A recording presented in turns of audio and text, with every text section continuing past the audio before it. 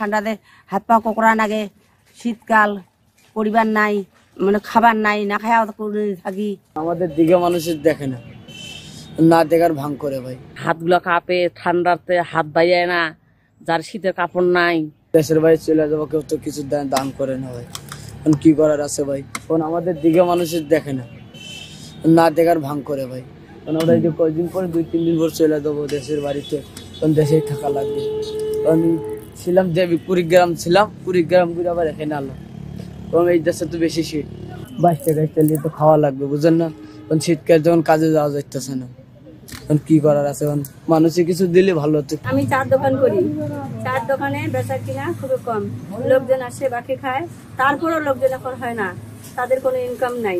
স্বামী নারী খুব ঠান্ডা, হাত পা সর্বসা হয়ে যায়, রাত্রে যে শুই হাত পা গরম হয় না, ওই অবস্থা অনেক সময় তারপরে গরম হয়, তারপরে ঘুমাই। এই ঠান্ডার দিনে এত কষ্ট, কাজে যাইতে হচ্ছে, মনে হচ্ছে ঠান্ডা এত বিধাচ্ছে, মানে শুয়ের মতো বিধাচ্ছে। কিন্তু এই আল্লাহ যে এই কষ্টগুলো যে কতদিন দূর করবে। আমার বাসায় আমার বৃদ্ধ বাবা মা, সে কোনো কাজকর্ম করতে পারতেছে না, তার জন্য আমাকে একাই কষ্টর বাহার নিতে হচ্ছে। সকালে যে বাসায় বসে থাকবো, সেই বসারও মতো উপায় নাই, কারণ কাজের চাপ, টাকার চাপে, পরিস্থিতি অভাবের কারণেই এখন যাইতে হচ্ছে কাজে। আমি চা দোকান করি, ঠান্ডার দিনের কারণে বেচা কিনা না, লোকজন নাই।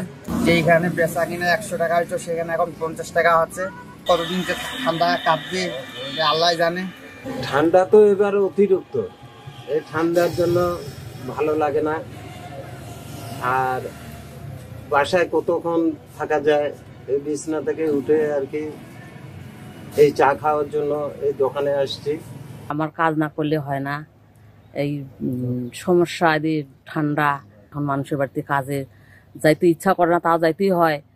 তারপরে মনে করেন যে কাজে বেলা হইলে নিতে চায় না, মহাজন ওরকম করে বোকাবাদ্য করে, হাতগুলো কাঁপে, ঠান্ডাতে হাত বাইরে না, যার শীতের কাপড় নাই।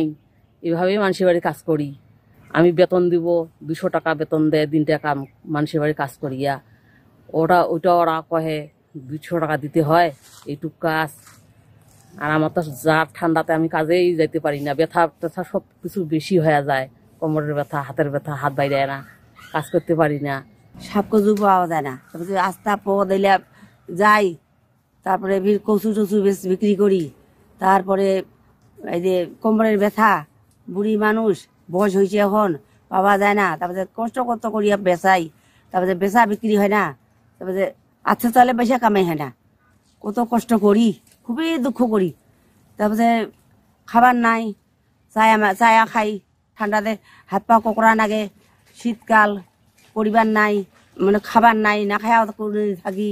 কয়েকবার থেকে এবার ঠান্ডাটা বেশি, এত ঠান্ডায় যে ঠান্ডায় থাকা যাচ্ছে না, বাসায়ও ভালো লাগে না, শুয়ে থাকে, আবার চায়ের দোকানে উঠে আসতে হচ্ছে, এই একটা দুটো চা খায় আবার চলে যাইতে হচ্ছে। আর এবার কাজ কামও লোকজনের দেখতেছি, চায়ের দোকানে সবাই বসে আছে, কাজ কাম করতে পারতেছে না, চাও দিয়ে একটা বাকি খায় চলে যাচ্ছে, বলার তো কিছুই নেই। কাজ কাম যেহেতু নাই, সে তো আর কি করবে, কাপড়ও কিনতে পারতেছে না ঠিক মতো, টাকা পয়সা না থাকলে কোত্থেকে কিনবে, কাজ কাম না হলে কোত্থেকে, ইনকাম না হলে কোত্থেকে কিনবে বলেন? এইভাবে যদি চলে তাহলে তো লোকের খুব সমস্যা হয়ে যাবে।